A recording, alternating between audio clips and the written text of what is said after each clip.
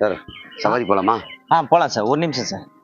சரி சாப்பிட்டு வாங்க, சாப்பிட்டு வாங்க, பரவாயில்ல. சாப்பிடல சார், கொட்டிட்டு வரேன். காலையிலே கட்டிட்டு இருப்பாங்க, அதனால கெட்டு போயிருக்கும். 10 மணிக்கு மேல கட்டினதுதான் நல்லா இருக்காது. நல்லா இருக்காதா? எப்படி சொல்றீங்க? என் பொண்டாட்டி செஞ்சதாச்சே, எப்படி நல்லா இருக்கும்? அப்ப யார் செஞ்சா நல்லா இருக்கும்? எங்க அம்மா சார், எங்க அம்மா அப்பெல்லாம் சமைப்பாங்க சார். என்ன மாதிரி இருக்குமா நாக்குக்கு டேஸ்டா? சரி ஒரு தம் வச்சு போயிடலாமா? இப்பதான் சார் அடிச்சேன். அப்படியா? சரக்கு சாப்பிட்டு போயிடலாமா? நைட்டு 7 மணிக்கு மேல சாப்பிடுவோம் சார். அப்ப ஒரு பாக்கு வாங்கி போட்டு போலாமா? ஏன் சார் வாங்கணும்? அதான் ஸ்டாக் இருக்குதே. அப்புறம் நாக்கு எப்படா நல்லா இருக்கும்? தண்ணி அடிப்ப, தம் அடிப்ப, பாக்கு போடுவேன். நாக்கை கெடுத்து வச்சுக்கிட்டு பொண்டாட்டி சமையல் சரியில்லைன்றிய இன்னும் என்ன பண்ணா தீராது. இதை கொட்டுடா, நாய் சாப்பிடும். ஏன்னா நாய் சரக்கு அடிக்காது, தம் அடிக்காது, பாக்கு போடாது.